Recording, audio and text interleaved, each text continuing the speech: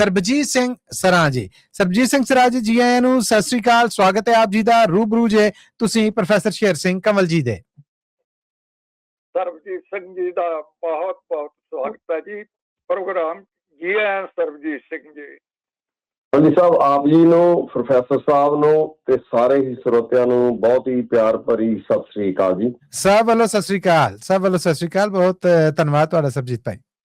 ਕਮਾਲ ਦੀਆਂ ਰਚਨਾਵਾਂ ਤੇ ਰਾਣੀ ਭੈਣ ਜੀ ਦਾ ਗੀਤ ਮੇਰੇ ਤੋਂ ਪਹਿਲਾਂ ਬਹੁਤ ਹੀ ਸੁਹਿਰਦ ਤਰੀਕੇ ਨਾਲ ਸੁਣਾਈਆਂ ਗਈਆਂ। ਉਹਨਾਂ ਸਾਰਿਆਂ ਦਾ ਦਿਲ ਦੀਆਂ ਗਹਿਰਾਈਆਂ ਚੋਂ ਬਹੁਤ ਬਹੁਤ ਧੰਨਵਾਦ ਮੱਲੀ ਸਾਹਿਬ। ਜੀ ਜੀ, ਸਿਰ ਮੱਥੇ ਜੀ ਤੁਹਾਡੀ ਇਹ ਸਲਾਹਣਾ। ਗੱਲ ਤੁਸੀਂ ਪਹਿਲਾਂ ਹੀ ਸ਼ੁਰੂ ਕੀਤੀ ਸੀ 47 ਦੀ ਜੀ, ਤੇ ਉਹ 47 ਦਾ ਸੰਤਾਪ ਅਸੀਂ ਅੱਜ ਤੱਕ ਭੋਗ ਰਹੇ ਹਾਂ ਜੀ ਪੰਜਾਬ ਦੇ ਵਿੱਚ। ਏਦਾਂ ਹੀ ਤੇ ਸਾਡੇ ਹੀ ਬਹੁਤ ਹੀ ਸਤਿਕਾਰਯੋਗ ਮਰਹੂਮ ਇਨਕਲਾਬੀ ਕਵੀ ਗਜਿੰਦਰ ਸਿੰਘ ਹੋਣਾ ਦੀ ਲਿਖੀ ਹੋਈ ਰਚਨਾ ਪੜ੍ਹਨ ਦੀ ਕੋਸ਼ਿਸ਼ ਕਰਾਂਗਾ। ਇਰਸ਼ਾਦ ਜੀ, ਇਰਸ਼ਾਦ ਜ਼ਰੂਰ। ਇਜਾਜ਼ਤ ਹੈ ਪ੍ਰੋਫੈਸਰ ਸਾਹਿਬ ਜੀ? ਹਾਂਜੀ। 1947 ਦੀ ਗੱਲ ਜੀ। ਅਸੀਂ ਬੈਠੇ ਸਾਂ ਬਾਪੂ ਜੀ ਨੂੰ ਘੇਰਾ ਘੱਟ ਕੇ ਸਾਰੇ। ਹਾਏ ਹਾਏ। ਅਸੀਂ ਬੈਠੇ ਸਾਂ ਬਾਪੂ ਜੀ ਨੂੰ ਘੇਰਾ ਘੱਟ ਕੇ ਸਾਰੇ। ਸੁਣਾਓ ਕਿੰਜ ਸੀ ਹੋਇਆ, ਬਣੇ ਸਨ ਕੌਣ ਹਥਿਆਰੇ। ਮਾਂ ਪਿਓ ਭੈਣ ਤੇ ਭਾਈ, ਮੇਰੀ ਮਾਂ ਦੇ ਕਿਸ ਨੇ ਮਾਰੇ।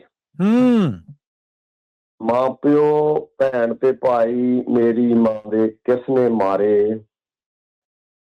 ਮੇਰੀ ਮਾਂ ਦੀਆਂ ਜਵਾਨ ਭੈਣਾਂ ਨਾਲ ਦੱਸੋ ਸੀ ਕੀ ਬੀਤੀ। ਸ਼ਿਕਾਰ ਕਿਸੇ ਦਾ ਬਣਿਆ ਜਾਂ ਸੀ ਖੁਦਕਸ਼ੀ ਕੀਤੀ।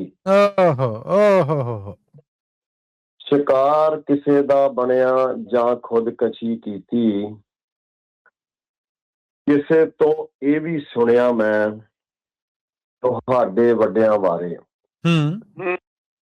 ਆਪਣੀ ਪਤਨੀ ਤੇ ਬੱਚੇ ਉਹਨਾਂ ਸਨ ਆਪੇ ਹੀ ਮਾਰੇ। ਆਪਣੀ ਪਤਨੀ ਤੇ ਬੱਚੇ ਉਹਨਾਂ ਸਨ ਆਪੇ ਹੀ ਮਾਰੇ।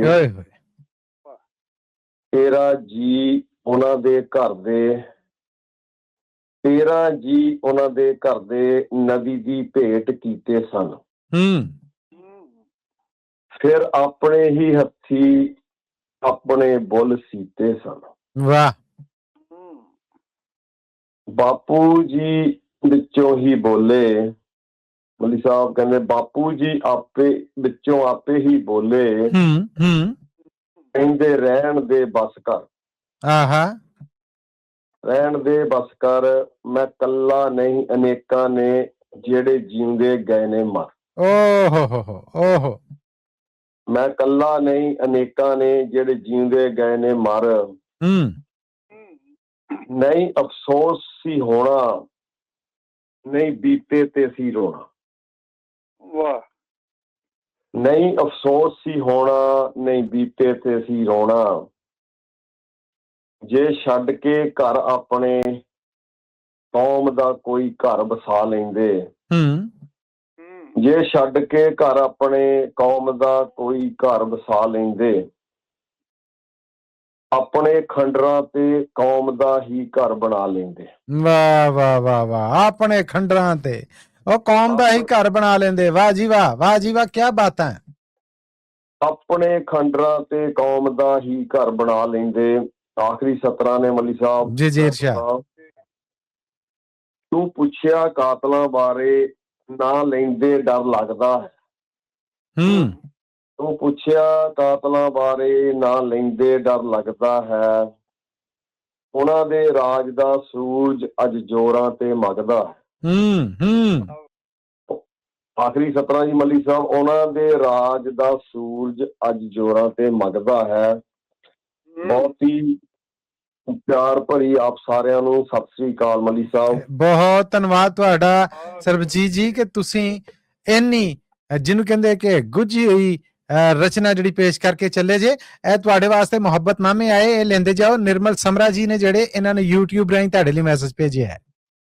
ਧੰਨਵਾਦ ਜੀ, ਧੰਨਵਾਦ ਸਾਰਿਆਂ ਦਾ। ਆਉਣ ਵਾਲੇ ਜਿਹੜੇ ਆਉਣ ਵਾਲੇ ਕਵੀ ਜਾਂ ਨਾ ਉਹਨਾਂ ਦੀਆਂ ਵੀ ਕਵਿਤਾਵਾਂ ਮੇਰੇ ਤੋਂ ਬਹੁਤ ਵਧੀਆ ਹੋਣੀਆਂ ਜੀ। ਬਹੁਤ ਬਹੁਤ ਸਾਰਿਆਂ ਦਾ ਧੰਨਵਾਦ ਜੀ। ਜੀ ਹਰਦੀਪ ਸਿੰਘ ਸੋਢੀ ਜੀ ਨੇ, ਹਰਦੇਵ ਸਿੰਘ ਉਤਾਲ ਜੀ ਨੇ, ਮੋਹਨ ਲਾਲ ਜੀ ਨੇ ਔਰ ਗੁਰਮੇਲ ਕਾਲੂ ਹੋਣੇ, ਇਹਨਾਂ ਸਭ ਨੇ ਤੁਹਾਡੀ ਪੇਸ਼ਕਾਰੀ, ਤੁਹਾਡੀ ਇਸ ਕਵਿਤਾ ਵਾਸਤੇ ਮੈਸੇਜ ਭੇਜਿਆ ਜੀ, ਕਬੂਲ ਕਰਨਾ।